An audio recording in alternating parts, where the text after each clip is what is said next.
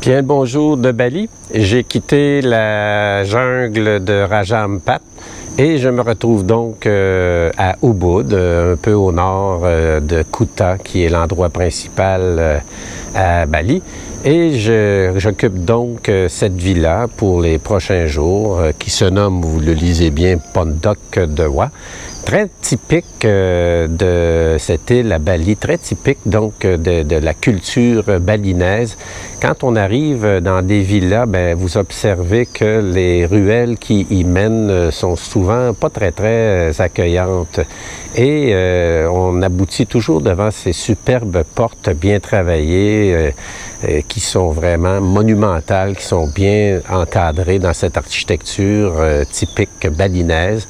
Et lorsqu'on pénètre à l'intérieur, c'est la métamorphose, c'est spectaculaire, c'est le jardin verdoyant, ce sont les décorations, et donc c'est très typique de Bali.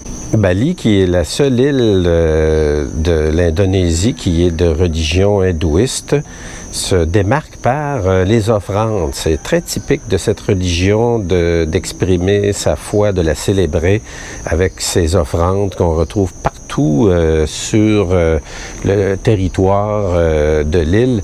Et ces offrandes, donc, peuvent être par terre, peuvent être dans des présentoirs. Ces offrandes sont faites à toute heure du jour. Et évidemment, l'offrande s'accompagne toujours d'encens. On va donc pousser ces superbes portes qui sont toujours richement travaillées pour pénétrer dans la villa. On a une belle luminosité ce matin. Alors, dès l'accueil, vous avez le boudoir qui invite à la conversation et l'immeuble se situe à ma gauche. Ah, il y a un chanceux qui a obtenu la chambre à l'étage et qui bénéficie d'une superbe terrasse bien ensoleillée. C'était mon cas à Bandanera, si vous avez une bonne mémoire, mais bon, chacun son tour, hein? Dans les villas, vous avez souvent une petite piscine pour se rafraîchir, et c'est le cas ici dans la mienne. Et évidemment, la piscine se retrouve au cœur d'un jardin qui est vraiment fleuri à souhait. C'est très typique à Bali. Alors, les entrées des appartements sont assez monumentales, richement ornées.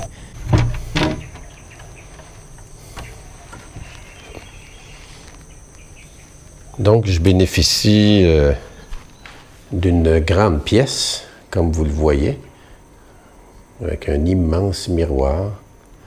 Les plafonds sont très élevés, 12 pieds sans doute, c'est très agréable. Fenêtre qui laisse entrer la lumière matinale. Alors c'est l'endroit que je vais occuper pour les prochains jours. On va aller voir maintenant la salle de bain. J'ai donc une belle salle de bain avec une douche qui n'est pas séparée de la toilette. Ça, c'est typique de plusieurs pays d'Asie. Alors, il faut penser à aller aux toilettes avant de se doucher. J'ai un bain, je suis pas très bain, c'est étonnant un bain, j'en ai pas vu souvent personnellement en Asie. Et vous avez bien sûr l'évier qui est à côté. C'est donc une salle de bain qui est vaste et qui est quand même très agréable.